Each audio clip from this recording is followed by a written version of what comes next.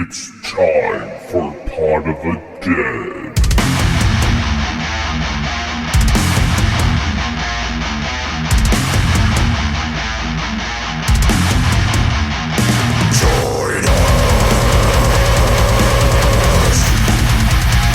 That's like a thing. All right. Hello and welcome to Pod of the Dead, the internet horror film club that nobody asked for. I am your host today, Natasha, and with me as always are my two final girls, Stephanie. Hello. And Nicholas. I am nobody's final girl, damn it. Today we are going to be going over The Craft from 1996. Yes. If you haven't seen it, I'm assuming most people have. Before I get into the overview, what are your guys' histories with this movie? I remember seeing this a lot as a child in childhood, in my younger years or whatever, and I remember having fond memories of it. Let's put it that way. Okay. Right. I seen this movie like a bajillion times. I don't know very many millennial girls who haven't watched this and wished that we were the girls in the movie when we were kids and being like, I wish I was that cool and that was my life. And so, yeah, I have fond memories of it, definitely. Hot Topic owes the creators of this movie a lot of fucking money because if it weren't for this movie, I don't think that their clientele would have given them the money to be the spooky chicks that they wanted to be. Yeah, true. that's very true. I'm a lot like you, Steph. I loved this movie as a kid. I wanted to be one of them. So, yeah, I think it holds up. So, if you haven't seen The Craft, you don't know what it is. It's a 1996 American teen supernatural horror film directed by Andrew Fleming from a screenplay by Peter Filardi and Fleming, and the story is written by Filardi. It stars Robin Tooney, Fairuza Balk, Nev Campbell, and Rachel True. It follows four outcast teenage girls in LA at a parochial high school who pursue witchcraft on their own for their own gain and subsequently experience negative repercussions. Yep. That about sums it up. Yeah, it also like it stars Nev Campbell, right? And it stars Skeet Ulrich, both of them from Scream. Yeah. And it came out like the same year as Scream. It did. Yeah. That was weird. Yeah. Steph brought that up. She was like, what year did this come out? So we looked. It's like they literally were just tandem, like both of those movies at the same time. Yep. Yeah, I had to do the same thing. And I was really surprised that they did come out at the same year. For whatever reason, I was thinking The Craft was much older than Scream. You thought And it I don't know if that's predated because Scream? Yeah, I don't know if it's because I maybe saw Scream later. I wasn't like able to watch Scream when it first came out, whereas The Craft I was. I don't know. But Yeah. I don't It kind of has a feel that like maybe this was made like since it came out the same year. I don't know this. I didn't do the research this week because this is Tasha's birthday movie, so she did all the research for it. Yep. So happy birthday month, Tasha. Enough of that, everybody. We did that. Okay. But no, give me all the attention. But considering Nev Campbell isn't like the star of this, and like Skeet Ulrich is just like the boyfriend kind of side character that's not like in the limelight or anything, it makes you wonder if this was shot before Scream and all that kind of stuff. Like, because if this would have been made after Scream and there was buzz about it, they would have been pushed forward, would have had a higher paycheck requirement and stuff like that. Maybe, so yeah. it'd be interesting. Like, I don't know, considering they came out the same year, like. And they're the same love interest too, which was like in the sense of like, well, I guess they weren't in this one, but no, because Skeet Ulrich's all about. She was the love. Robin. They were that's Right. true. They were the love interest in Scream, but like, that's true. I was thinking that they were love interest in this or not. That was Sarah. Yeah. Okay, yeah, that's true. I was trying to look it up really quick because I didn't look that up in my research. When this was made, The Craft came out first. They were Okay. filming Scream when The Craft came out. okay, So, that makes sense. That does, yeah. Yeah, because they weren't as high grossing in this at all. Like they are definitely big side characters. Well, yeah, in this. like not that we know what it grossed, but there's no way that this grossed as much as Scream did. No. Right, yeah. Speaking of budget and grossing, how much do you think how much do you think the budget was? Yeah, it's I'm fun. on the other side of this. Yes. You don't have the answers. Congratulations, I'm going to say honey. the budget for this film, considering it's mid 90s horror and stuff, I'm going to guess it's about like $9 million. Okay. I'm gonna go with 12 million. Steph is closer. What? Yay! $15 million Oh, okay. All right. Oh, that's for this budget. I lowballed it. I was like, maybe like it's somewhere like 10 to 20 probably, but like I don't want to overstep it, so I just undershot the fuck out of it, I guess. That beach scene, I'm sure, cost a lot. A lot. Yeah. All those dead sharks, that cost a lot of money. Yeah. So with that budget, what do you think their worldwide box office earnings were? You said it was $15 million and it came out before Scream. Yeah. Right. So I'm gonna guess it's something like, what's a reasonable number? I'm gonna guess like fucking $36.5 million. Okay. I'm gonna go with 75. Right. It's basically in the middle, 55.6. Okay. They still made all their money back, so that's good. This is hard to not have the numbers in front of you. Yeah. It's almost surprising. What do you think? When you just have to guess out of thin air instead of having like it written down. I know. I thought the 40-some episodes that came before this, I might have something figured out, but I guess not. I ain't got shit figured out. God damn. We never do either. We're just literally pulling it out of our ass. Yeah. And it's kind of just calibrated based on previous movies we've watched. Yeah. There's really no logic on my end. No, me either. It was, for that year, it was number 8 in horror. So it did hit the top 10.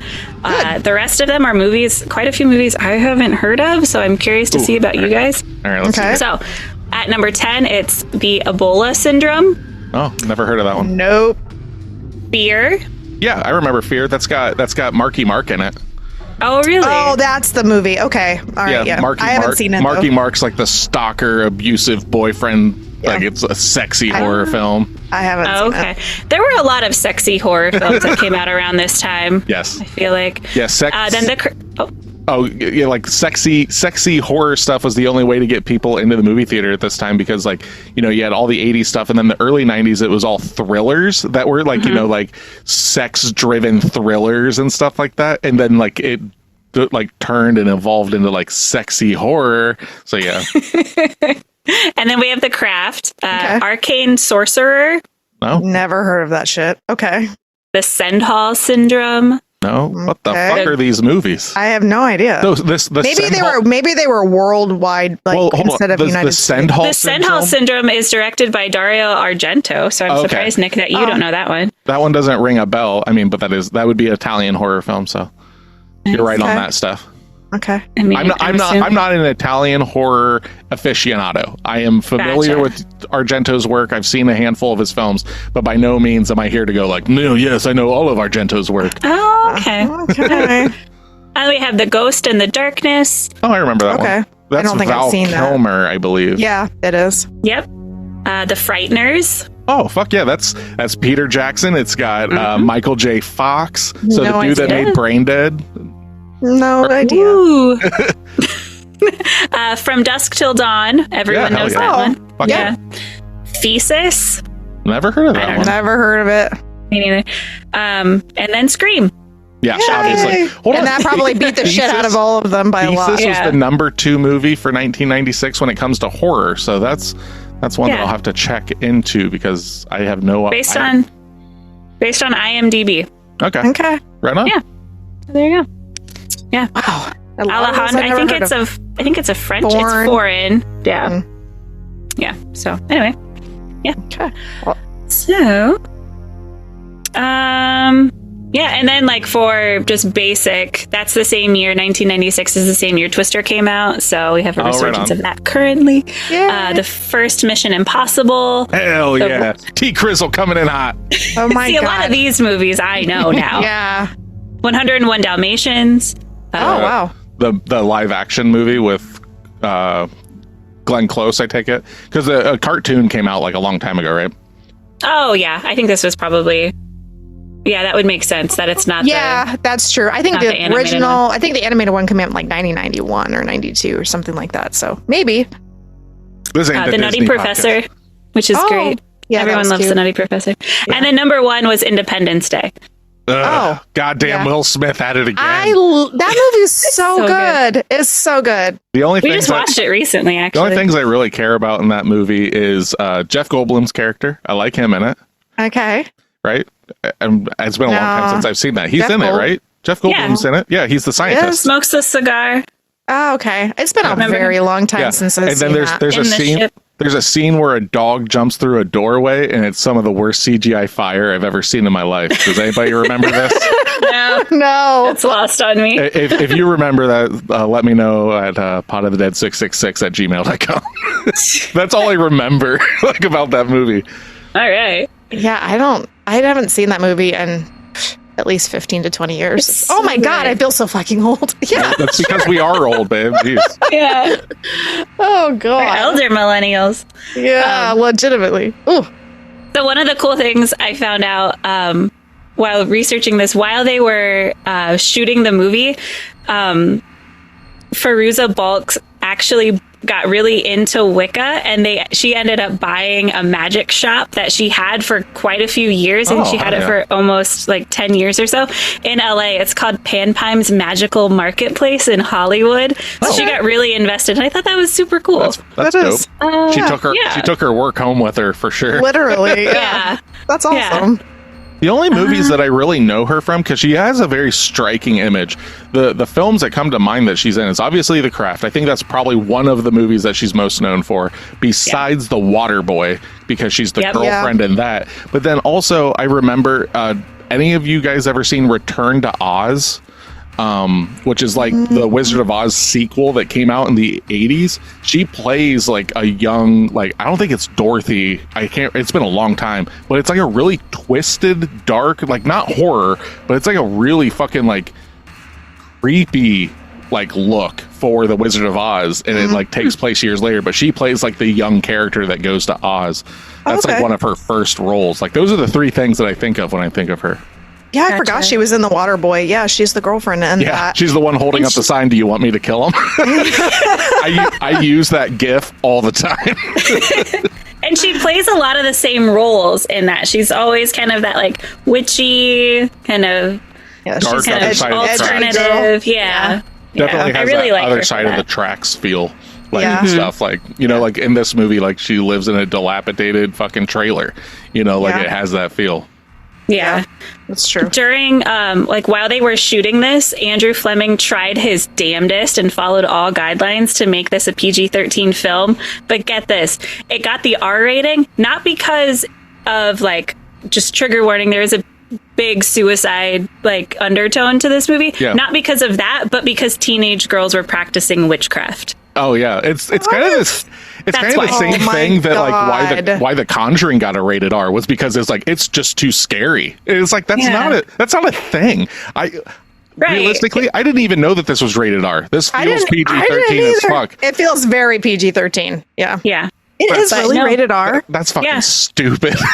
So it got a hit in the What? box office because the clientele that this movie was made for couldn't go see it Ah. 100%. as readily available. That's yeah. kind of the same thing that we talked about when we covered Jennifer's Body. Like it was rated R, but like it's definitely targeted towards more teenagers. But like Yeah. it's like But language and that stuff actually like that. should Yeah. be rated R. This is 100%. not. But I'm just That's- talking about the box stupid. office hit.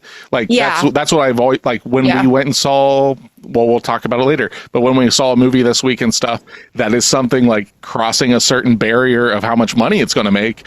It could It's make because more it's money if it rated was R. PG-13, Yeah. which I hate that because like I'm much It more a fan ruins of it. R-rated stuff. But Yeah, I feel like it ruins it. It's like you can't. pulling punches. There's so many rules that you have to follow Right. for PG-13 that you can break out of it for rated R. this movie would have been 100 times better if they knew they were getting the rated R and they just Yes. went, fuck it, we're getting the R, Yes. so let's do it.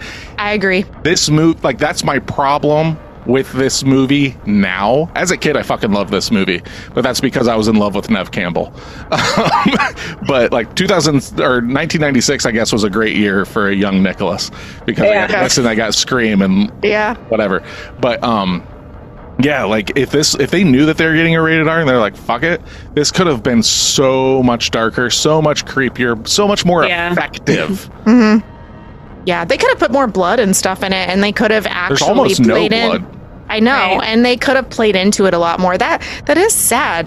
Like I said, I didn't even know that till now. Like, that's fucked up. Like, hey, we followed all the rules, but because it might sway teenage girls to practice witchcraft, we need to read this R.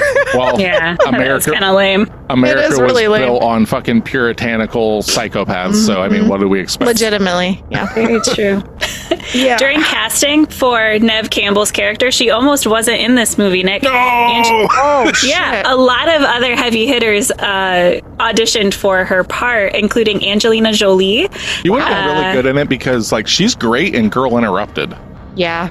I don't see her playing Bonnie, though. I could see her playing Nancy. Exactly. Really fucking good. But I could see her playing Bonnie. I could see her realistically playing anyone but Sarah. Correct. Yeah, I couldn't see Sarah. Yeah. But she was Alicia Silverstone and Scarlett Johansson, all for Bonnie. Alicia Silverstone. She was pretty popular around this time. Scarlett Johansson was acting back then? Okay. I guess so. I didn't know According that. to this. Yeah. Yeah, Well, I just don't think she was as big back then, so. Yeah, I don't know who I would pick, though, for Sarah. Like, do you have anything about, like, any casting for Sarah that they were talking about by chance? Because, like, that's one of my shortcomings of this film is I think that the three girls that are, like, the coven prior to Robin and stuff like that, or Sarah, prior to Sarah, is really good. But I think our protagonist in it, I think, is very weak. Yeah, I don't have anything about other people for her, but personally, I think Alicia Silverstone could have played Sarah's role. That would have been good. Like, that would have worked. I have a problem with Alicia Silverstone. So is it because of Batman and the Aerosmith video? Is that why? No, it's every time I watch her, as much as I like her in acting, because I love Clueless and stuff, the way she talks is very distracting to me. She has a very unique mouth, and like her mouth moves oddly, and so it's very distracting to me personally when I watch her. Not that I don't want to, it's just I like that we have basically an actress that has no name in this movie, and I thought she did okay, but with how star-studded, well, not necessarily completely star-studded, it is to us now, but at the time maybe not. I think they probably could have done a little bit, because we got what's the other, Christina Applegate or whatever, is that who that is? Oh yes, no, that's not her, but she would have been good in this too. No, who's the name I'm missing? You're talking about the I've got her here. You're talking about Laura Lizzie. Yeah, is that her, the bad girl? She's played by Christine Taylor. Oh, Christine Taylor. Oh, okay. But I do see the resemblance. Yeah, they look so much like. Yeah, she's from the Brady Bunch. That's all I could remember. Is like she played in that. I couldn't remember who it was, but yeah. All right, guys, you ready to get into spoiler territory? I think so. Let me think here. You have anything else you want to say? No, I think I'm good. I'm interested to see what your guys' take is on this, because I have a feeling that my take is going to be different than your guys's. We already know that. You were also not a girl growing up idolizing witches. Oh, I idolized them all right, just in a different way. In a different way. All right. So, as I said at the beginning, this is a film club. We are going to get into some pretty detailed spoiler territory coming up. So, if for whatever reason you haven't seen The Craft and you don't want it to be spoiled, go watch it and then come back to this episode. Or if you just want the homework, then you can pop into about the last 10 minutes and we'll let you know what next week's movie homework is going to be. Oh, and next week's homework is going to be amazing. Garbage. Oh, I can't wait. I was talking to Mom on the phone today and explained it to her, and she's like, oh my God, Natasha's going to hate that. I'm like, I know, she already knows. You did okay it with me, which I have to keep remembering when I go to watch it. that I did say okay to it. And But- and when we're done recording this episode, I need to talk to you before we. Oh, leave great. Stuff. Cool. So, yes. There's more. Oh, okay. There's always more. There's Awesome. always more. Oh, real quick though, this has nothing to do with this episode. This has to do with next week's episode. But I was talking to Mom and stuff and everything, and she was like, "Well, why are you doing why is this happening? What? Oh, my baby girl, why is this happening?" Because of our listeners. Because of our listeners, because Who they're- we love. Yes. We love. some of us love our listeners more than others next week. But I was telling her, I remember when we originally talked about doing this podcast before it was Pod of the Dead and stuff. It was literally going to be called Terrorizer, and it was me pushing Tasha through horror, whether she liked it or not. So this was never the case for this podcast. But who fucking believes that the fact, or not who believes, but I can't believe that it basically is rearing its head up, and it's like, oh, Tasha's gonna fucking hate this. I'm like, oh, this was the original idea. Oh, great. Tasha's going to hate it. But all right, Okay. let's All right, But- let's get into it. throw us into the territory. I just did. We're in spoiler territory. There you go. Last chance. Wee, wee, wee. Time to be spoiled. If you'd like to be part of our horror film club, make sure to follow us at Instagram, Threads, and Facebook at Pod of the Dead. All of our episodes can be found at podofthedeadorelse.com or wherever you stream music and podcasts. If you have movie recommendations or questions for us, email us at podofthedead666@gmail.com. Don't forget to leave us a 5-star review. Or else. Yeah. So, Nick, you didn't like it? I think this movie held up, and I said that multiple times watching it. This is a movie that I haven't seen in quite a few years, but I could consider it a comfort watch. I can understand that. Loved it. I can understand that. Do you have your review, honey? Yes, I do. Okay. All right. These Did you are not. type up something? No, you sent me. Oh, I You forgot sent me- about that part. Yeah, you sent me my 10 out of 10. Give us But that sweet 10 out of 10. That Nick wrote, and he loves it, and this is his endorsement for this movie. These are his words coming out of his mouth. 100%. Lay it on us. Fuck you guys. All right.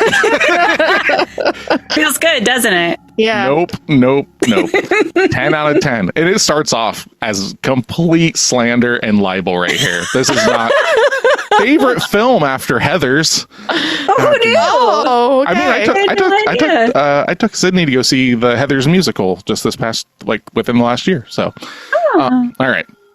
I don't understand how anyone can not like this film. Oh, just wait. I'll let you know. It freaked me out a bit the first time I saw it, but now, as I'm older, instead of being scared of this film, I have fallen in love with it. Okay. Okay. It is. We're glad you fell in love with it, honey. I know, We're right? so glad. It is one of those films that it doesn't matter if you've watched it 100 times, you still reach for it, and when you feel like watching a film. Okay. The acting's brilliant, especially from Fairuza Balk. I'll give her that. She did great in this. She is great, yeah. This was the first time I'd ever seen her in a film, and she completely blew me away with her brilliant performance. This film also has some funny moments. For example, she's gonna cry, then I'm gonna cry, we're all gonna cry. I don't remember that. I do. I think that's It was Fairuza like a Balk. one-off. No, Yeah. it's one of Skeet Ulrich's friends. Oh, yeah. Oh, I yeah. remember that. You're right. He's in the just hole. being a dick. Yeah. Yeah. Mitt. Sure. No, that's his name. I've got the casting list up here. Hi. You really have to watch the film to find that amusing. Can I also say any film with Skeet Ulrich in it is a worthy watching. Okay. No. LOL.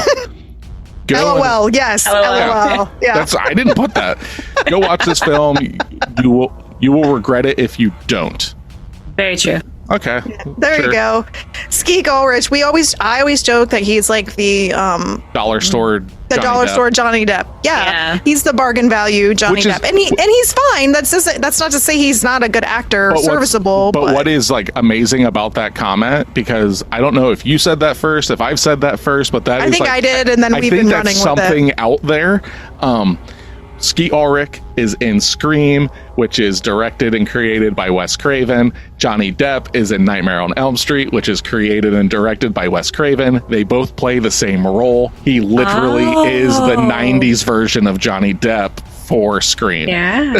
So it literally There you go. is I mean, that. they do have similarities. I mean, Yeah, they're both seriously, brooding. They're both brooding young lads. Yeah. They both have gorgeous eyes that just look at you. Yep. But And they their can hair only is look very at you similar. one way, and it's like this, like, what's Oh, going on? mysterious. Yeah. Yes. Okay. I got a What 1 about out of that? 10 here. I don't believe it. Okay. Why couldn't have you given me the 1 out of 10? Because that's not how this works. No, I get the 1 out of the 10. Right. So and by there. default, you got the 10 out of 10. Yeah. So there Fuck you this go. podcast.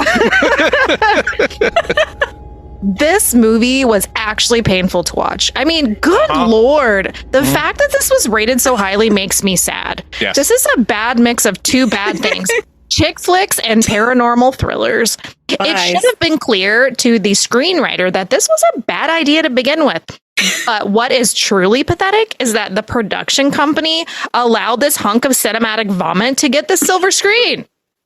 How I do think they they're get? being a little harsh. I mean, I don't Little. care for this film, but I mean, goddamn. it's a 1 out of 10. So know. they're They angry. hate They're this angry. It's allowed to be This created. movie killed their dog. Yeah, literally. This film has one thing going for it. The one thing it got right for it, the special effects, sort of. Okay. No, see, I think that that's a huge misstep in this film. I think the special Yeah. effects in it are pretty dog shit. But we are thinking about the 90s, so. Yeah. It always Twister came out this year. We've That's already said true. that. And that Twister movie came out was this year. really good. Yeah. It still holds up. Its special It effects are does. still really good. It really, yeah. It always seemed And Jurassic Park came out before this. Okay. Well, when you put it that way. but the budgets, you have to look at the budgets though. Like the budgets for those are going Yeah, I to get be it. No, astronomical I'm just being a comparison shitball. to this. I know you are. It always seemed to me that a good movie should be judged by its story and plot line, but clearly the production company doesn't hold this view.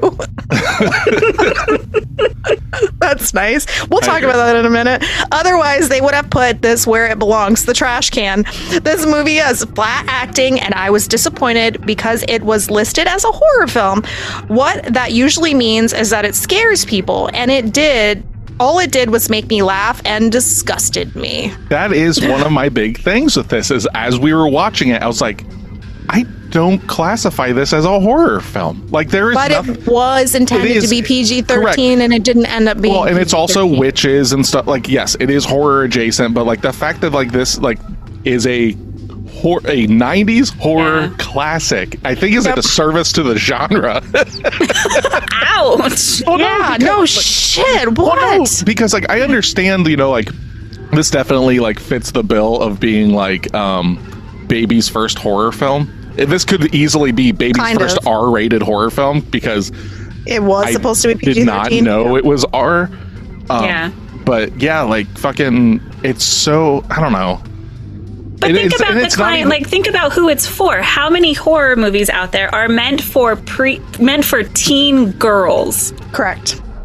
Well, To the point that when I was a kid, Exactly. we used to watch it with groups of girls, and we would have candles, and we would have our like little things on the floor, like our popcorn and our drinks with the lights off, and then we would pretend we were going to do the light as a feather, stiff as a board shit. It never worked out for us, but it doesn't mean we didn't fucking try, and we weren't excited to watch the movie and do all of that. That incited like a whole bunch of like I don't know, our seeing witches in a different light than you normally do, and kind of going, well, that's kind of cool because you had this going on, and then you also had Clueless. So when we were watching movies as kids, and from my experience, it was like we loved Clueless because it was like the preppy cool girls, and then you got to watch The Craft because it was like oh, now we got the witchy vibes going on. Which one do we like more? And then that's what we kind of, honestly, as I kind of remember, it was like we swayed to both of those during that time frame in life. And it was like we got to do both because both these movies came out and we got to resonate with them. So yeah. Now here's a question. Like light as a feather, stiff as a board is like ingrained in my like memory as something I did at parties. And like trying to call the four corners, like all of that stuff is like we could if they're doing it, we could do it, you know? That poses an interesting question for me because like I know for a fact one thing, which this movie was not made for teenage girls. Like there's like, especially during the 90s, that like they didn't like target demographics that hard. Yeah. In that sense, especially but considering the age group of the girls in the movie. I understand that. But what I'm saying though is, do you think that this movie does the female gaze justice? Because this is written by guys, directed by guys, all that stuff. Do you think that because it's that whole thing of men writing women, right? Yeah. Do you think it does justice to that? Considering when you were younger, you gravitated towards it, you felt like it was made for you, speaking for you kind of thing. Did it do a good job of that? Because I never looked at it in the sense of that growing up. Like I really liked it as a kid because like, you know, like whatever, like this was a nostalgia watch. Like I was like, I've seen this movie so many fucking times. So much of it fell flat for me though. And by that, I'm just like, I'm not going to say anything, but like, that's me now, you know, but as a kid, like it never hit me as like a chick flick. I understand people saying that now, like looking through like, you know, like hindsight and all this shit. But it's women empowerment. I think that's the biggest thing. Like whether it was written by a man or written by a woman, all of these are very powerful beings. And we'll talk about why they are in a minute. That's not what I'm talking about. I'm not saying that. I'm saying, do you think that it does it justice considering that it's men doing it? Like prime example. I think so. Prime example is like nowadays, you know, like Barbie gets those accolades and stuff because it is women creating it and all this stuff. And it's that. This is men doing it. Do you think that it does a good job of it? Like that's all I think so. Yeah. I really think it's because there is also a piece of relatability that they were able to capture in this. And I think that's like, even I don't look at it as the gender part of this because I wouldn't have known watching this whether this was written by a man or a woman. That's and good. So then. It is good. Yeah, exactly. And I liked it because it felt relatable. Like we have our BIPOC character who is, you know, living here and she's being, you know, there's racism. And so people can resonate with that if they live in that life and have to deal with that all the time. And then you have the person who has a disability or scars, and then she has to deal with the bullies and not feeling quite right in her skin, literally.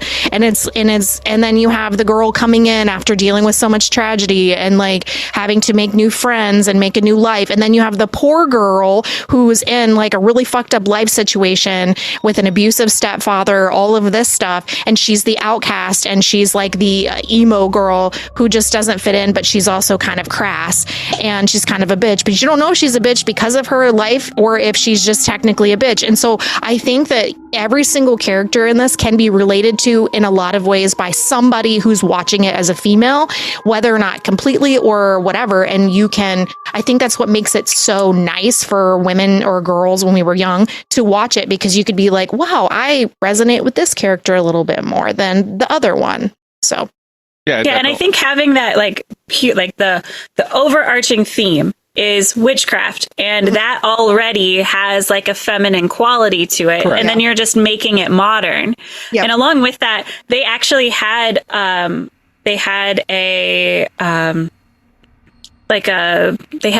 Wiccan like person on set to make sure that everything that they did was true to that. And I have a feeling that really, really made it work. I feel like otherwise, if they didn't, then it might just be kind of like pandering. There is one huge thing though that bothers me with their portrayal and stuff like that. Is the god that they deal with, was it Mammon or Mammon or whatever, is not a real... Yeah, it's not a real thing. Like, I remember watching it and I was like, Well, like, this doesn't sound like I'm very familiar with a lot of like paganistic gods and all these kind of things, right? Mm-hmm. So like I was like, this one doesn't ring a bell. I don't think this is a real thing. So I like looked into it. Yeah, they just made it up for the movie. I think it would have been way better if it was like a real deity that they were dealing with and stuff. I think that like I don't know. It just seems to me like a misstep. I feel the opposite about that. Really? Yeah, because I think that this way it's nondescript. Like, you can put any name in place of that. So if you're watching a movie that's about Christian stuff, then it's only about Christian stuff. If you're watching something that's specifically to, you're worshiping whatever, it's specific. This is, you can literally take it and go, well, we're worshiping Mother Nature, put whatever you want in that name. There's all these gods and stuff that they could have used that do these things, but instead they're just like, we're just going to name it whatever. And I think it would have been a lot more interesting if they were literally like name dropping a certain god that they were like trying to gain power from and everything. Personally, these are the things that I want in films. That's what I'm saying. Like, it was actually intentional to have it be a fictionalized god for like kind of what Steph was saying. So then you're not offending anyone, that no one would get upset, that you're not kind of fixating on a particular belief. And then that also gave rise to, they're carrying out like a lot of like Wiccan type like rituals, but having the fake deity then gave them license to kind of make stuff up, because then you don't have to refer to something specific. You can kind of work under this umbrella, but then have license to do more creative or different things. And I get that. And then you don't have to worry about offending people. And I get that. I'm not worried about the offending people thing, because it's a horror film. Like, whatever. Like, you know what I mean? Like, we're talking about like trying to summon something to gain power to, like, so if someone's but that was like offended, a specific quote from him. No, I get that. But this is another thing of me going and like, that's pulling a punch. You could have like went full bore into this, and I think it would have, like, that's my problem with this movie is like, as a kid and stuff, it worked for me because, I hadn't seen all this stuff. Now that I've seen a bunch of stuff, I wanted more out of this. And that's where like like it could have been darker. It could have been more like it does. There's nothing in this film that makes me feel like anybody is actually like dark and evil and stuff like that. Like Fairuza Balk, yeah, like she has her like fucking like freak out moments and stuff like that. But like at the end of the day, it doesn't really resonate. So like when people are like, "Oh man, this was scary and everything," it's like, even as a kid, I didn't think this was scary. So the bugs and stuff for me were really the only thing that were like, "Oh yeah," but the rest of the stuff I didn't find scary either. Like, and there is stuff like I like the glamour thing near the end where Fairuza Balk makes her think that her parents are dead and she like cut her wrists and all that kind of stuff. Like that stuff's cool, right? If they would have went into this knowing that they were getting a rated R, and this is not me saying like every film needs to be gore and shit like that, but I can only imagine how much creepier and more effective that whole scene would have been in that sense, because it still comes off very like peanut butter and jelly, like made for the kid. It's like, oh, like there's a little blood there. Oh, it's a little like, oh, it's creepy in the mirror. Like, but like it could have been way darker, way creepier and stuff like that, considering they got blackballed in a way by being like, nope, it's rated R because it deals with witchcraft. And it's like, well, if that's why we're getting a rated R, then fuck it, because they're trying to cut how dark they wanted to make it to get the rating. I would love to see this made by let's get a time machine and just go, they're giving you a rated R regardless. Just do the movie that you want to do, and don't try to fucking kid it. Don't nerf this. Stop trying to make it safe. I think that this movie would have been way fucking better. Then maybe we should check out the 2020 version. I haven't seen it, but I know they did a remake, and I believe that's also rated R. It is also garbage. So this is it. Do you know if it's made by the same people? Probably not. It's very long. It's a cash grab. I think it's literally like rights were coming up, and they had to fucking make a film to keep the IP. I see. I'm happy with it just being witchcraft. Not everything needs to be gore and gross. I personally think when Lizzie's hair is falling out, I had such a visceral response to that as a kid. I still had that gross feeling when she's sitting in the shower and it's just falling out. Yeah. I had the same vibes that I did when I was younger. So things hit the same, oddly enough, for me with this. Like the beach scene, I still thought was incredible. It was. Where they're with all the animals. I love that. Like there's I don't really know where I'm going with this, but like the fact that it's not gory, shocking, It has nothing to do with the gore. It just has to do with the mood. Like if it would have been rated, pushed it to the nth degree. It with could have been being just rated R. darker. Like that's the thing. It's like we're talking about like Fairuza Balk's character has a fucking deity in her, and her fucked up mind is already fucking going to go. It could have been so much more, like for lack of a better term, evil. Like she could have been so much more nefarious and stuff. And that's where it's like it still is just like, but we want to be able to get 13-year-olds in here. If they knew they were getting the rated R, she could have been a lot more of a. I mean, she does kill somebody. Yeah. I mean, but like it's I don't know. Like it. I wish I could. This is the tamest rated R film ever because it was never meant to be a rated R film. Like, that's the thing. Like, it's literally like that's my whole thing. And it's purely because it's about witchcraft. That is such bullshit. Like, this movie would have been. Okay, so go ahead, honey. It would have been if this were a PG-13 film, it would have been a better film. You know what I mean? Yes. Okay, so this was a topic that we were debating, and I'm curious to see Tasha's input, and Nick and I didn't really come to our conclusion. Do we believe that these three girls who were doing this witchcraft stuff were just doing it for funsies and weren't really getting anywhere? And then when Sarah comes along and they're like, now we have this, and she's an actual fucking witch, which we know that, and she's the one that shares her powers essentially with them. And that's why that they become powerful. And that's the reason why they become witches, is because Sarah. Yeah, 100%. Yeah, Okay. The others are posers. Yeah. And she's like a conduit. They have all of like the book and like the knowledge by going to that store, and she's just a natural witch. Yeah. So that's why, like, at the end, I mean, we're jumping ahead, but that's why the others, like, she's completely detached herself from the other three. So she still has powers, but they don't. They lost everything because she's not with them anymore. And that's a whole thing. That's a whole thing about covens too, is that like the lore and mythology and stuff of witches is that when together their power basically pools together and they all collectively become more powerful. That's why witches like seek a coven, which technically 9 times out of 10 is 3 witches. So them doing the 4 witches, they do their own, like we've said, like they did their own thing. But having a coven, it amplifies each of their powers. So like it amplified Robin, right? Is that her name? No, Sarah. It amplifies Sarah's power that she already has, and then it basically kind of feeds the other girls some power because they didn't have any power to begin with. Once the coven's broken, Sarah continues to have power where the rest of them now have none.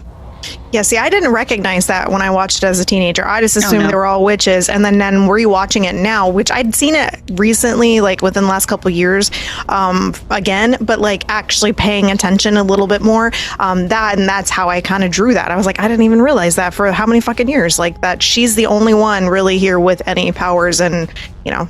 Yeah, for like Nancy's character basically is the girl that's got a Marilyn Manson poster on her wall and thinks she's edgy. Bonnie basically, she likes The Cure. And, you know, like that's it. Like there's like, we're dark and spooky. We like, you know, all this stuff. And then like Robin is like legitimate, or God, I keep calling her by her. Yes, Sarah. Sarah like legit has power from within. The others are trying to learn witchcraft. She legitimately has it. Like, so. Yep. And never really thought of herself as a witch. She was like, you know, sometimes I'll just think stuff and stuff happens, but it doesn't really happen all the time. Like when she talked about it wanting to rain and then a pipe bursts in her house, like she doesn't really have it calibrated because she's never talked to anybody about it. It's kind of who she is. And it's 100% that whole idea of those who strive for power do not deserve power. Those who get power are the ones that are easily likely to let go of it. And this movie is purely that. Like that is the whole thing. She is a conduit. She doesn't necessarily want it, but she's got it. The others want it so bad for their own like selfish reasons, and once given that power, they abuse the fuck out of it. Yep. Mm-hmm. And then everything bad starts to happen. Yep. So what was your guys' favorite scene? I know, Nick, that might be hard for you to pull from. There's 100% a favorite scene, and it's the dumbest scene. And I love it for how dumb it is. I remember this scene so much. So it's basically when Robin, God damn it, Sarah. I'm looking at the names. They've got Stop it. I know. When Sarah's in her bedroom and fucking Chris is like throwing stones at her window and stuff. He's like, I basically, I love you, blah, blah, blah. And then the dad comes out with the fucking flashlight and he's like, can I help you? He's like, nobody can help me. Like that kind of thing. It's so fucking dumb, but like that's the scene that I remember. So once it came there, I laughed. Like I laughed during this movie and stuff like that. I'm not saying that I didn't have like, there weren't scenes that I had a good time with, but like, am I like going into this? I was like, oh yeah, The Craft. Okay, yeah, cool. Maybe not so much now. Oh, bummer. I loved Lovesick Chris when he's carrying everyone's stuff and just kind of like a lost puppy. And he deserves it because he is a douchebag in the beginning. Oh yeah, exactly. He tries to rape her. So like, yeah. After telling everyone that he had sex with her and then was a dick when she asked him about it. Just like, so, like he had it coming. Yeah. And I love that. So what's your favorite scene, Steph? I don't know. I mean, the iconic one is like the light as a feather, stiff as a board scene, just because it's just legitimately like this. It's fun. I like the ocean scene too. I don't really care about like the stuff leading up to it when they're calling the corners, but like seeing all of the dead animals on the beach and her walking on water was kind of cool. I don't know if I have an actual favorite scene. There's all of them are kind of iconic. I also like the bedroom scene when they're changing hair colors and eye colors and doing all of that stuff. That's fun.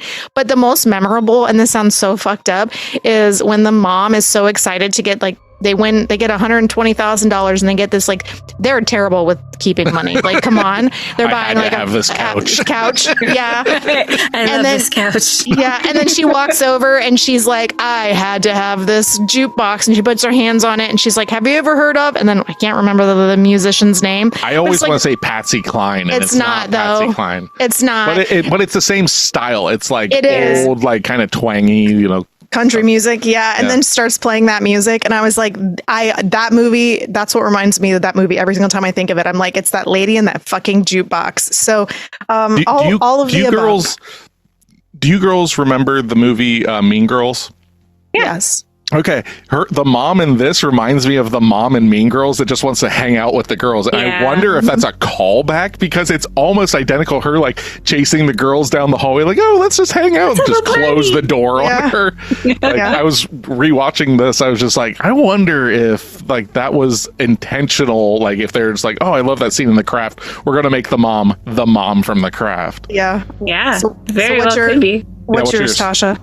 Mine is the beach scene. Shocking. Yeah. But back to that, when you were talking about like them getting the pension, I'm really curious. Like, I feel like the writing is shoddy in some spots. One of them, big one being the fact that this deadbeat husband who doesn't look like he has a job, doesn't pay the bills, but then ends up having like $175,000 pension. Back in the day.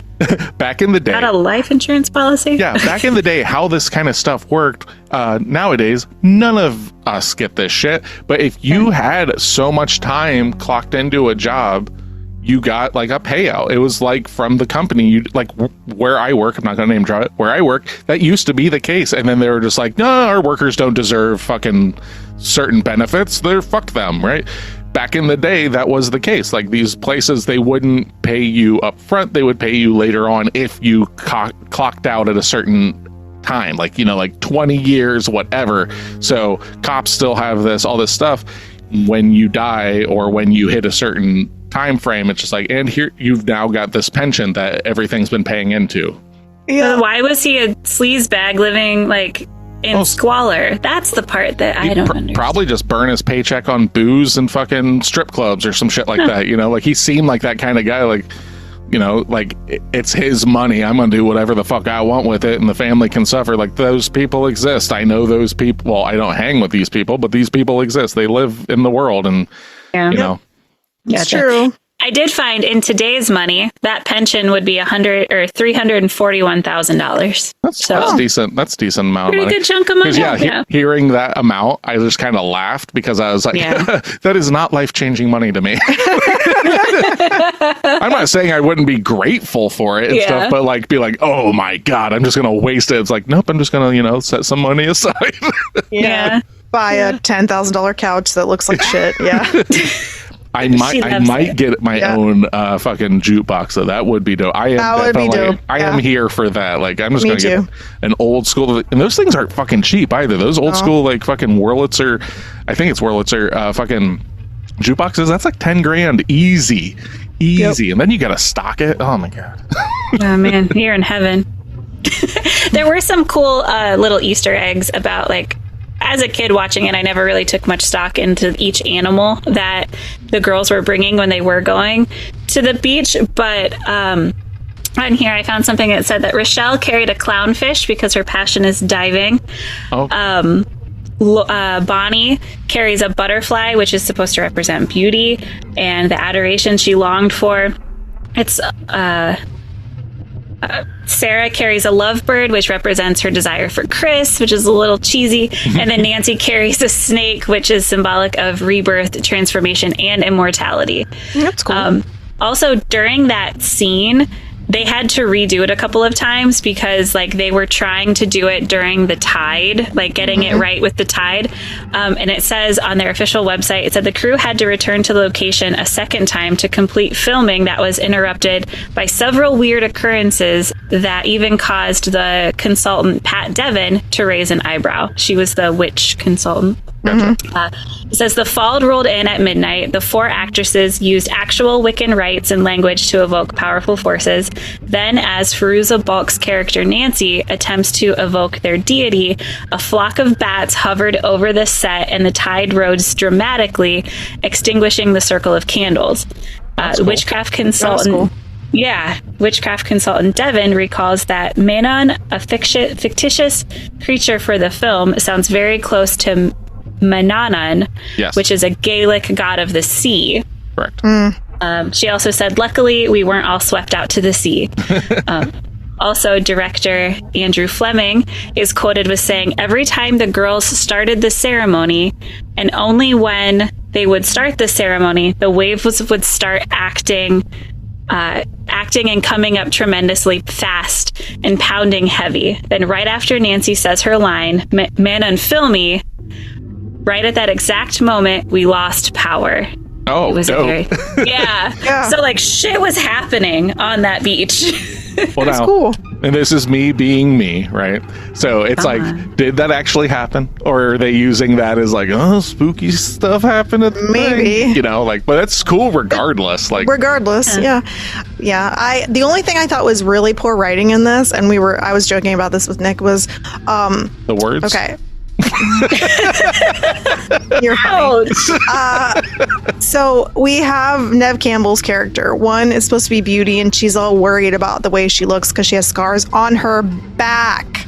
Like, they're not all over her body. Well, they're down her arms and stuff too. Like, that's why she's always wearing long sleeves. And but like, it's the whole idea. Well, I'm not attractive because I have these scars. One, we don't know where the fuck she got these scars. We don't know anything about it. They don't tell us anything, which I was like, what the fuck? And then the other part was like about the beauty thing. And if it was on her face or it was on her neck and like all this stuff, I would understand. But like, she's gorgeous, okay? And then you're coming in here and you're like, man, she's got to cover up and she's got to do all these things. You need to sell it a little bit better, I think, because it's like, she's fucking gorgeous. If you were going to pick somebody, you need to pick somebody who is maybe less attractive and then becomes attractive after this, or you need to pick a different thing. But also, like, just kind of going like Hollywood view and stuff, right? You're not going to take an attractive actress and put her in prosthetic makeup for half the film to then remove it from her. Like, you know what I mean? Like, yes, why? Because that's not the point. The point is to be like, hey, look, there's sexy people in this. Let's try to get the guys in here too. Like, that's just the kind of way it goes.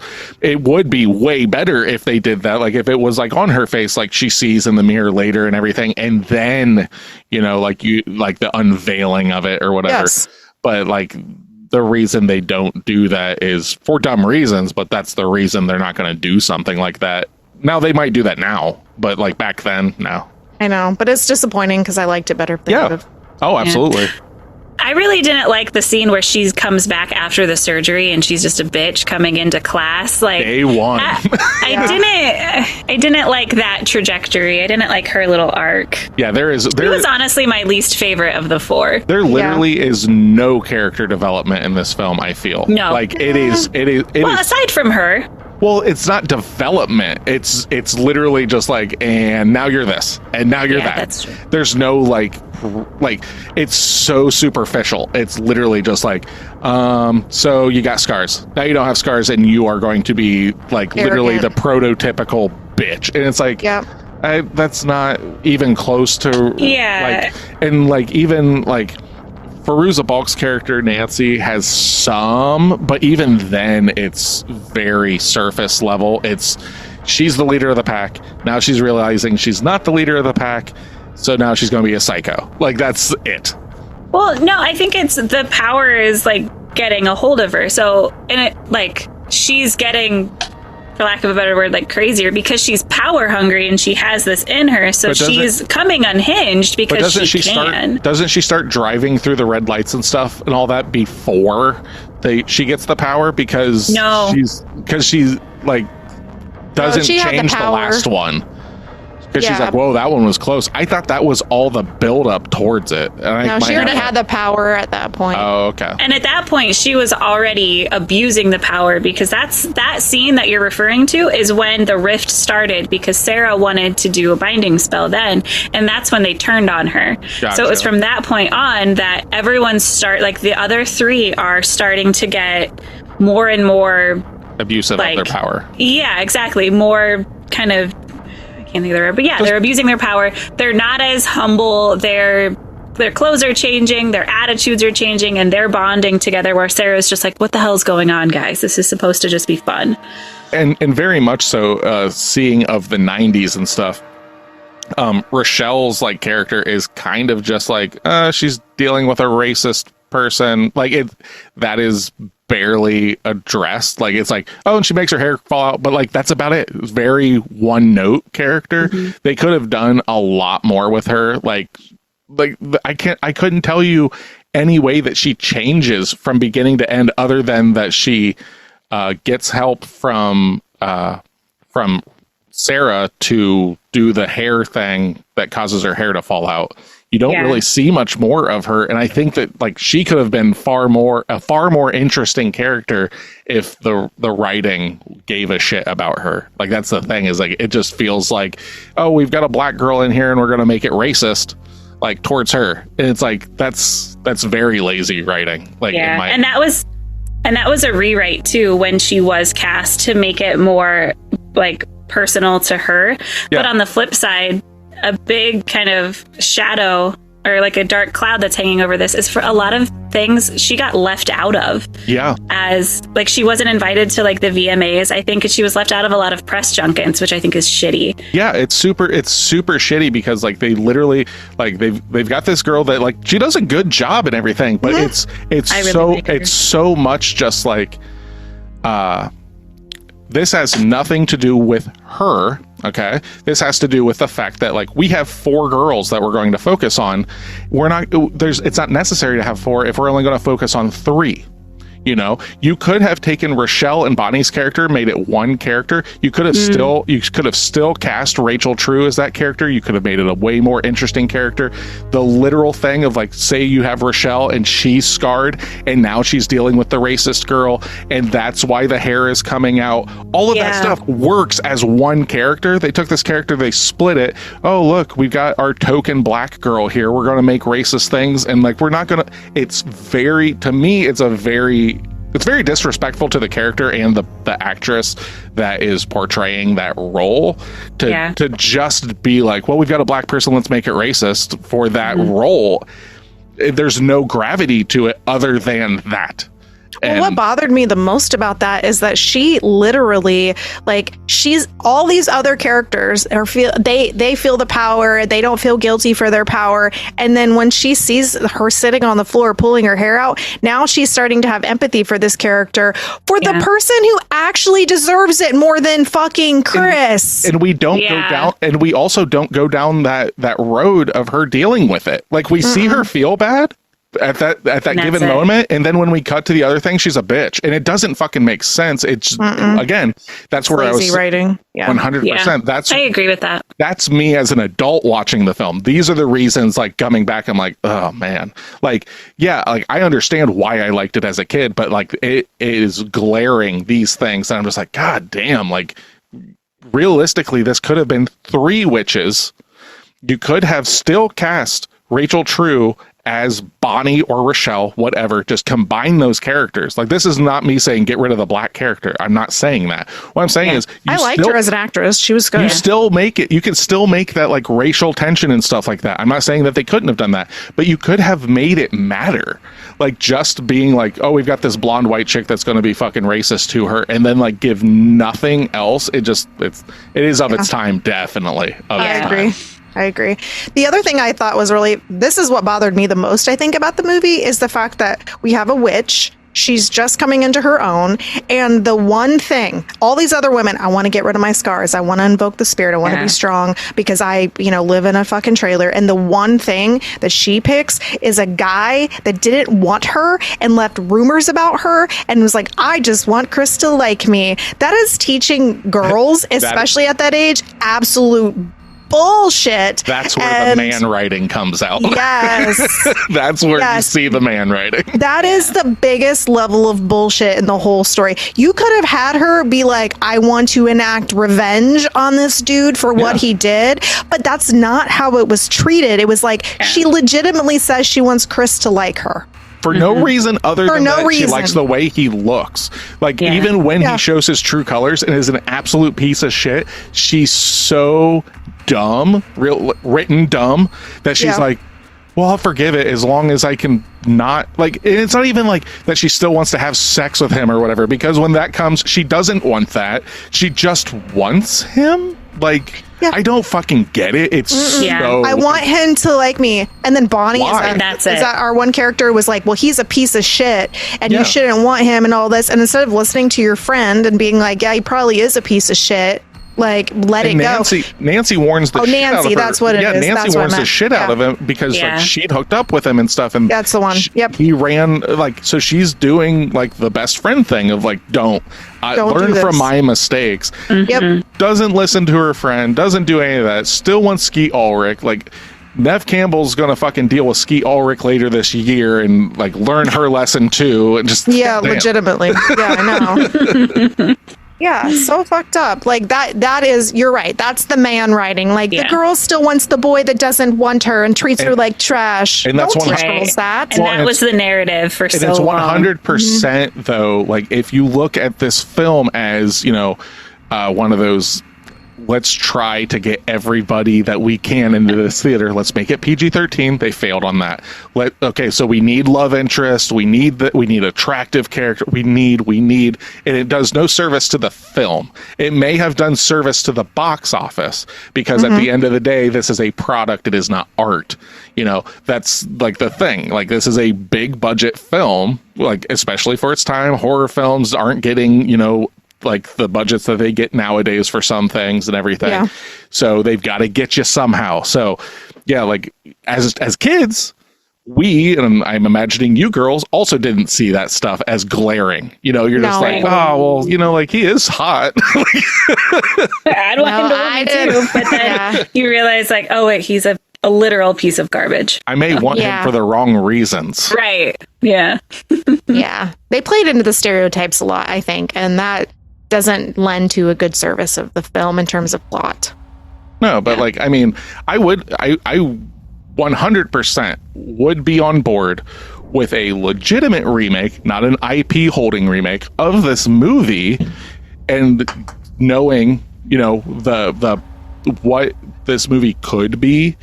It could still be PG-13. I don't give a shit.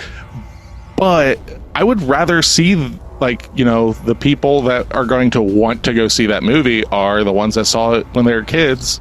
So make it a rated R film. Fucking, and it doesn't have to be gory. That's not the thing. You could make it The Conjuring. Just make it scary. The reason The Conjuring got it was because it was scary. Fucking make it scary. And not the fact of like, so make the witches. Yeah, and have their reasoning for actually being Actual what characters. they are really good character arcs. Yeah, Better writing. Give the reasons for doing stuff other than just like, I want the only attractive guy in this movie to like me. Okay. Yeah, who treats me like dog shit. Yeah. It's definitely a sped up plot. If you Yeah. don't look at it for the plot and just Yeah. the magic of it, I agree. Then- Yes, 100%. Like this is not a movie to watch to dissect. Like Right. this isn't a thinker. the only No. reason we're doing this is because this is our homework for this week. Yes. Yeah. Never in a million years would I watch this movie and go like, let me write my thesis statement on The Craft. But like, I mean, when you get down to the nuts and bolts of it, the writing of it, it really is like, it feels like it was written over a weekend. Because Maybe. it's like we have this character. What more do you want? I don't know. We just got these bullet points. Next character. That's what I'm Yeah. talking about. Not the narrative, but like the characters. It doesn't. They literally are like. So what's Chris's thing? He's attractive. He's an asshole. Next, what? Like that's it. Like that's all. Yeah. So I want to talk a little bit about the end scene because there are some pretty cool things with that. Yeah, there is some shitty CGI and there's not a lot of depth, like you said earlier, Nick. But when we're talking about practical effects, I thought it was cool to note that all of those snakes and rats and bugs, they're all real. Yeah, that's a Oh lot my, too. that's So- disgusting. When the toilet is puking up worms and maggots, that's all real. That's some good Ew. stuff. I am here for that. That is effective. That's good. Yeah. And it was also more cost effective, which I thought was interesting. And, what's her name? Sarah's character actually did all of that. Like she was immersed in all of that herself. It wasn't a stunt double except for the rat falling on her shoulder. Oh. That was the only thing that was done with a double. Everything else the actors did. There were over 10,000 snakes. Oh my god. Oh my god. Yeah. Andrew Fleming shared, we had 10,000 snakes. There was an animal trainer, and I just said, let's get the most bugs and snakes that you can possibly manage. Now, That's- Done. this is what I'm talking about. They did that scene. They could have, like, I'm not saying that the whole movie had to be that, but that is effective. They could have made so much more of it that effective. Okay, that but was really cool. so here, the serpent, like obviously does that associate with Nancy, and that's why the snakes are a thing in this, because the snake's a big thing in this whole movie from the beginning to the end. Like the guy runs in at the beginning with the snake. They don't really cover why that is, and then we have There's a- snakes at the end. There's a huge thing, and I don't know what Tasha has like actual research wise, but like my like understanding and stuff is, witches, right? So, and then Jesus, right? And serpents, Satan, all of that kind of stuff, like the serpent in the Garden of Eden and all that stuff. That's Okay. where I saw like the line trajectory. drawing? Yeah, the line drawing was like, let's make the Nancy's character the viper. Like she is a snake in her like character. Yeah. That's where I saw But it's it. so loose in the way that it's yeah, like, everything in this shown. movie is Like a loose. guy runs in with a snake in the beginning, and then we've got the same like And he gets hit religious by a weird guy. car He gets for no hit by fucking a reason. car. Yeah. Well, I and then thought at the- about it. And then at the end, there's all these snakes and bugs again. And I'm like, I'm not saying that wasn't an effective thing, but nobody shows that that's like a fear in this. They do. They do. Oh. Sarah mentions earlier in the movie, I think it might have been at one of their sleepovers, that Okay. she used to have visions of that. She would be dreaming and there would just be snakes Oh, everywhere, yeah. all over her. And then she would wake up and they would still be there. And she does freak out that the guy has a snake. But the thing Yeah. is like I thought that the guy that comes in with a snake was like the gardener. He's just a homeless Yeah. guy that shows up with Yeah. a snake. What the Yeah. fuck? That It she would've made happens way to more run sense. into again. I Yeah, agree. Yeah. Goddamn. That was a missed opportunity. Yeah, all of that I didn't quite understand. You know what, listeners? Yeah. You know what, listeners? We're getting around to later this year. We're going to do a Patreon, right? Later down that road, you start giving us money. We will rewrite The Craft, and we will have them make a more logical version of this movie. Man. Oh man, my gosh. I did have one problem, and it made sense after really thinking about it. When Nancy has Sarah up against the wall with a knife and is trying her hardest to stab her with it. Okay. I had a really big problem with that because I was like, what the hell? There are so many other spots. Why isn't she hitting her? And then I remembered that's the binding spell already setting in. Oh. Sarah had done the binding spell earlier, to her face. Oh, yeah. That's right. So that's why, if you're wondering why it looks so ridiculous, it's because she can't do harm to others and herself. Yeah. Right, she physically can't hurt her. So I thought that was really cool. It was a little nod. That You have to literally, pay attention. that's some good writing. That went over my head. I was like, oh, she's just freaking out and just fucking kill her already. Right, stab her in the chest. Why is this so difficult? It's because she can't. Oh, So that's I thought that was cool. Okay, I'll give that a pass. Yeah, well, there we go. That was better. That was better. I'm not here to shit on the movie. These are just the things. These are just the things I noticed. So I didn't notice that. So Yeah, me either. So, okay. So, well, that's The Craft, guys. okay. Yeah. What are we doing? Is there Who's gonna anything do else reviews? about that movie though? Let me think here. It actually wasn't that long. Who was your favorite character? Oh, yeah. My favorite character was the bookshop keeper. Oh, okay. I really liked her. That was another thing. Shitty writing with why the hell did Sarah go I can't be here when Nancy's coming after her? That's literally the best spot to be. Yeah. Yeah. No. Yeah, it But doesn't. I really liked. I can't remember her name. It started with an L, but I really liked the bookshop keeper. Of course, Nancy's character because she's so unhinged. Lario, Something. I think is her name. Yeah, that's. I've got it here, and that's how I'm going to pronounce it. Yeah. Yeah, I would say Sarah's my favorite character. I liked her. I would have to say it's a toss up. There's no one character in this that I like. Who is the best acted character? I would say is Nancy by Hands far. down. Remove the rape scene. Okay, our Chris though is probably one of my favorites just because of how fucking dumb he is in it. Yeah, that's true. He becomes the comic relief in it. Even when she's like, "Why did you?" And it's such a shitball move, but why did you tell everybody that you had sex with me? He's like, I don't want to go see you. I don't want to see you again anymore. You're really pathetic. All this kind of stuff. I'm just like, what an asshole. But it makes me laugh because it's such a caricature of. I mean, granted, there are people that act like that. But it was like that. So Nancy and Chris are my two favorites because Nancy, acting wise, Fruza Balk does a great job in this. And then for comedic effect and stuff, Chris's character, like I said, not because I agree with him as a person. I just like him in the church, fucking being I don't know, man, and his friends are just giving him shit, fucking missing the football because one girl's get him, Chris, and he just fucking falls on his face. All that kind of stuff I do like. It brings levity to the film. Because Nev Campbell as Bonnie, literally it's just there for eye candy, for me anyhow. I don't think anybody could have played that role. She doesn't bring anything to it personally. Agreed. Yeah. Rochelle is barely a factor character in this. I know. I That's think she sad. did well, but whatever. Same with Laura.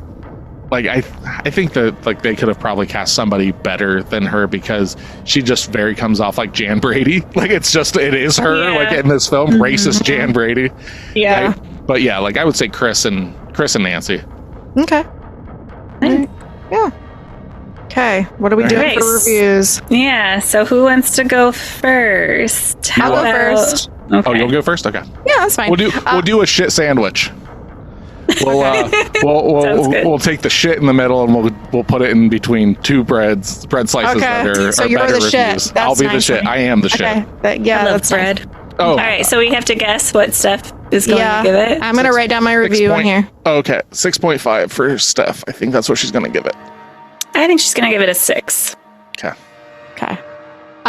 So I think this movie holds up in the sense of it being like entertaining, I guess, like in the sense of like bringing back nostalgia.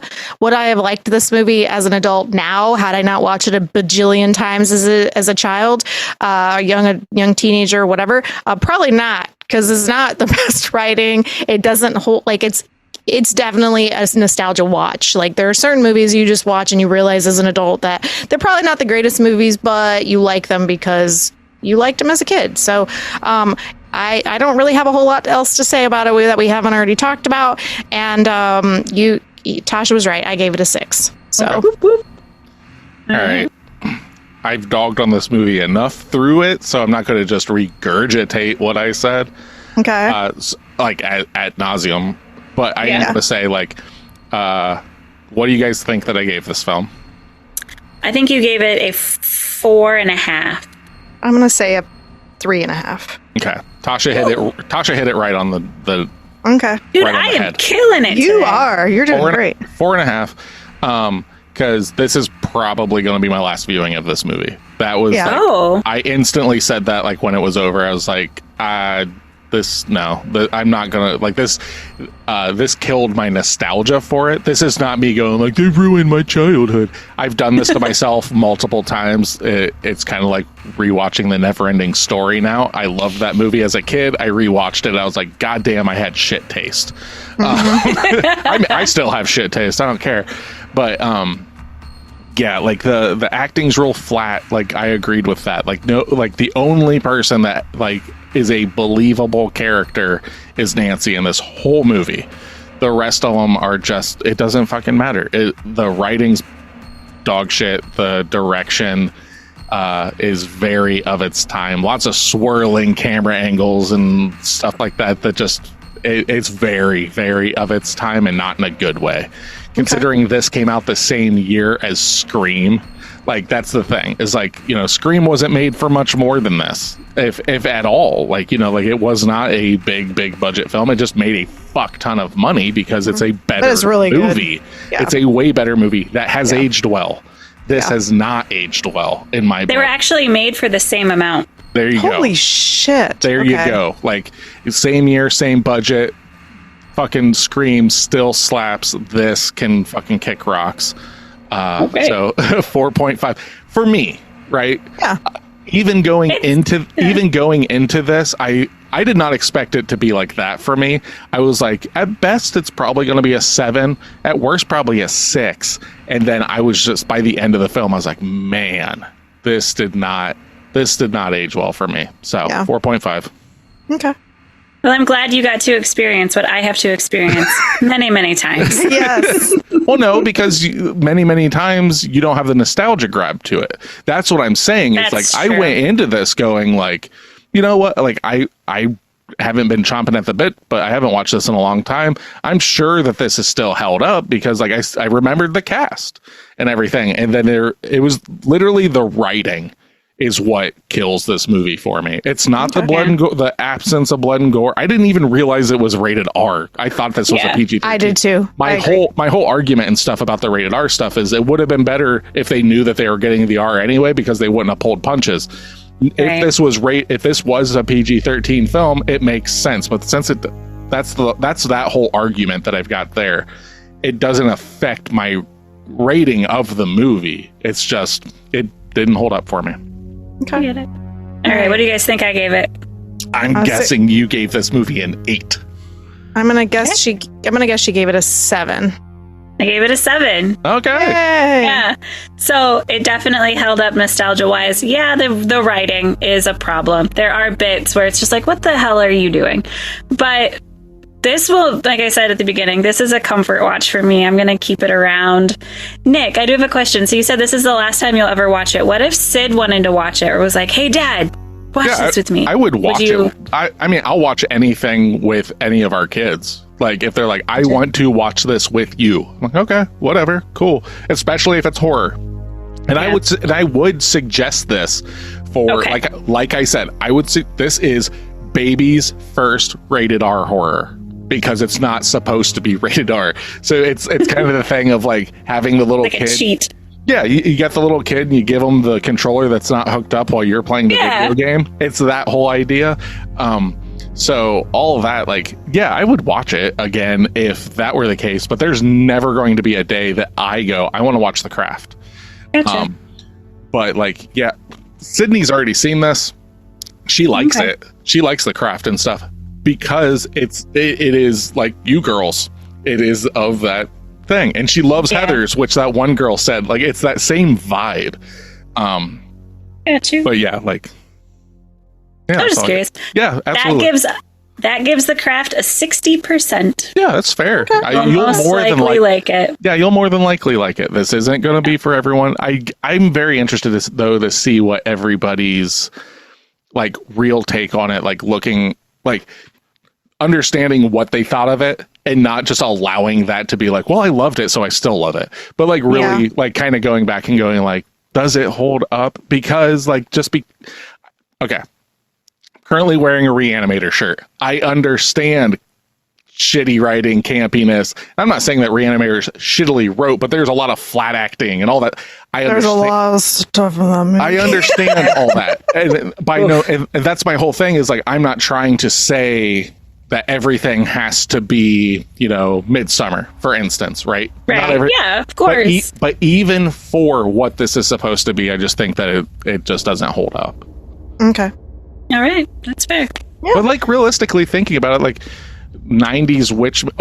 This was something I wanted to bring up. So like 90s witch movies is one thing. You had practical magic and some stuff like Loved that, it. right? Yeah, that movie's good. I essentially just wanted to be a witch, and that still holds true. Here is my point, okay? It doesn't have to be bloody, gory craziness because Sabrina, the new Sabrina series that came out, is what they could do for The Craft now. Yeah, I agree. They could legitimately, because that show, have you watched that, Tasha? I haven't. I forgot it existed. You should watch it. It's really fucking good. It is really good. And it's not like it's horror and all this stuff, but like it's still approachable for younger people, but it is straight up like we are dealing with Satan. Like no fucking like pussyfooting around. You're not like beating around the bush, gotcha. No, it is it's literal straight up Satan. Yes. Like goat-headed, like in it to win it, dealing with hell, all this stuff. But like it leans into that without ostracizing its fucking viewer base. And that's what I'm talking about is like they could still fucking do that. They could just take like that kind of approach to it and make it about this like young coven of witches, but then like don't pussyfoot around it. Make it fucking dark because this shit, they're dealing with dark shit. Yeah, like Sabrina does. I think Sabrina actually does a really, really good job of not making it overly gory or anything like that, but still keeping the topics very dark and very horror based. Okay. So, yeah, I agree. Okay, are we championing this week? I have nothing really to champion. We can champion it together. Okay. We can do that. I know. So... We saw Deadpool and Wolverine twice since they came out. We saw it Thursday opening night, and we saw it Saturday. Yes. I love that for you. I want to see it again this week. And so if you guys haven't seen Deadpool, Wolverine, you live under a fucking rock and didn't know it existed, you should go to the movies and see it because this might be my favorite Marvel movie. It is so fucking good. Oh my God. I pray. It's a great comic book film. I'm still on the fence if it's my favorite Marvel film. The only reason is how much I love Captain America: Winter Soldier. Yeah. This is it's one of those things though. This is a more enjoyable film as just a film. Winter Soldier is a more important film in the overarching 500 movies that is Marvel. That's true. So that's my thing is like, that's where I have a hard time saying, is this my favorite Marvel film? I don't know. Like I'm fighting with myself. Narrative wise, this isn't that important in the MCU lots of dick jokes, stuff. Insanely violent. It's got an amazing van scene. Oh my God. So good. So good. Yeah. And you'll never look at NSYNC the same. Like it's so good. If you are even tangentially interested in recommend watching it. I highly suggest seeing it like in a full theater, because the first time we watched it was about half full. The second time we watched it was a full theater, and how loud people were laughing, gasping, oh my fucking godding and stuff. It's a good time. Yeah. I saw the second one in theaters, and I was the only one. I will never remember. I'll never forget. I was the only one that laughed when the Invisible Man went through the wood chipper. I laughed so loud, out loud, and it was crickets everywhere else. Yeah, this movie is better than the first two, I think. It was 100%. It's the best of the trilogy. Yeah, their bromance in this is top notch. Hugh Jackman is just, he's a treasure. I love him. Say the name right. Huge Yak Man is great. Yeah. And honestly, that's what turns me off on this. I don't really care for Wolverine. He's amazing in this. He is amazing in this, yeah. It's a Deadpool movie with Wolverine. It's not a Wolverine movie with Deadpool.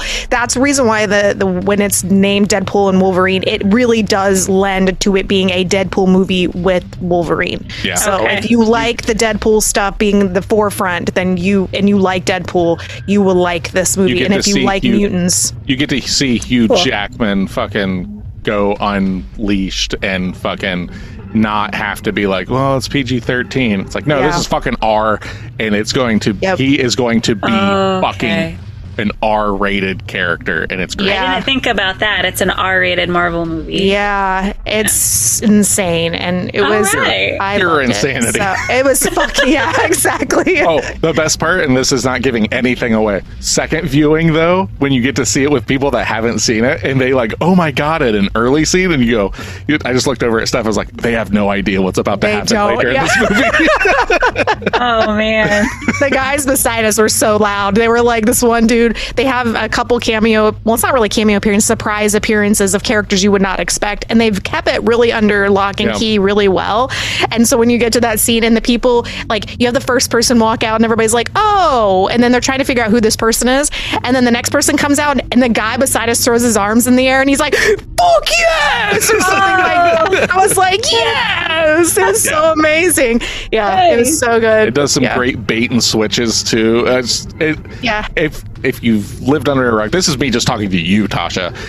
You may have sold me. If you give a shit at all about the Marvel Universe at all, you're doing yourself a disservice not seeing this in the theater. Like, this is a fucking great time. It's amazing. And the music is top notch, amazing music. Good so, time. Well, it was so much fun. Yeah, so much fun. All right, what do you got to champion, Tasha? Okay. Enough Deadpool gush.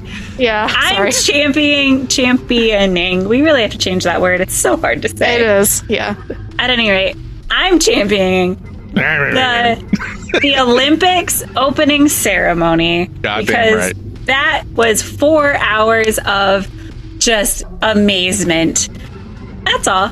I loved it so much. And I know, like, the majority of people have probably watched it. If not, I highly recommend people check out the clips of all of the different installations throughout everything. I personally loved the fencer parkour guy just running through this, like, the rooftops of Paris. That was so cool. I loved the imagery. It was amazing. So good. It was so exciting. We watched it with Wyatt also, so it was really cool. He got to, like, learn a bunch of different countries and kind of the history of Paris and France a little bit. It was very, very cool. Gojira playing at the Bastille with Marie Antoinette's decapitated body. Like, it's fucking so, like, I got to see Gojira years ago. I have Joe's fucking custom shop guitar beside me. I'm a big Gojira fan. To see them get to do that, I was just like, fuck you, Metallica. The only reason I say that is because Metallica always is like the first band to do the big stuff. Like, that's just what it is. Like, they're the big metal band. They get first. So to see, like, because they're from France and everything, to see France be like, get them, boys, was awesome. And just, like, the representation of one, like people walking on the catwalk, like, it was just representing everybody. And then, like, the amount of different types of music that was playing, like, it was just so cool. This is probably my third opening ceremony I've watched, and this was by far the best one I've ever seen. Yeah, it was crazy. So good. So That's And my then you get to champion. watch the Olympics and Yeah, we were watching see it all the last good stuff. night. We watched it last Yeah. night. Gonna watch it I was again. watching the later gymnastics today. this morning. Yeah, it's Yep. just going to kind of always be on in the background. And we have a bunch of stuff being saved and recorded. Yeah. Yep. Yeah, And we're this is gonna the watch first some year more that today. skateboarding is a Olympic Yeah. sport, an Olympic sport. I'm super stoked for that. Yeah. They had women's skateboarding on this morning. Yep. The finals. Is the finals already for? I thought it was for women's. I thought it was Heat 4. Anyway, it doesn't matter. We'll talk offline about that. Yeah, that's fine. Yeah. But yeah, super excited. Yeah, super dope. They mentioned one more thing. There are more nations represented in the Olympics than there are in the UN. So Cool. that's also something like the Very power cool. of sports people. 206 countries represented. So And, nice. and I know that we have like a little bit of a foothold in Australia with our listeners and stuff like that. And with that, I would like to say, you got us in the women's swimming. I get that, but we got you in the men's 4x4 swimming. Yeah, so we you did. Suck it. you also have Patty Mills on your basketball team, and that's really cool. Yeah, Australia is our second highest listener rate from countries around the world. So. Hello to our Aussie fans out there. I just ate at an Australian food truck yesterday at an art festival. So Nice. if you ever get a chance to eat vanilla slice, guys, holy shit, it's amazing. Is vanilla slice a sausage meal? roll? Is that It's a dessert. food? Oh, okay. Food, yeah. It's like this much custard and then like flaky pastry on the top and bottom. Oh my god, it was amazing. Oh, I can get down with Sausage vanilla roll. custard. It's like full of ground sausage and a bunch of delicious spices. This is now apparently a food podcast. Tasha's Food Corner. Yeah. Yeah, Literally. I like it. So anyway, Yeah, hell Australia has really tasty food. yeah. All right. So now All that right, we've, homework. Now that we've championed this stuff, I alluded to this earlier. The girls know what's happening. Yes. Some of our listeners are praying that this is happening. So this is a listener requested homework. Yes. And we are going to be watching Terrifier 2 Yep. solely because it was requested multiple times. Multiple times. I tried to hold them off, but the listeners requested this and they said, I want to hear Tasha's reaction to this film. So we are going to be watching Terrifier 2 for homework this week. I'm That's fine what with I that. do for the listeners. Yeah. Hey, Listeners don't who ask. Don't you might say that receive Tasha doesn't fucking like throw herself on the fucking the fire for you guys. yeah, this Yes, is literally. this is gonna be great.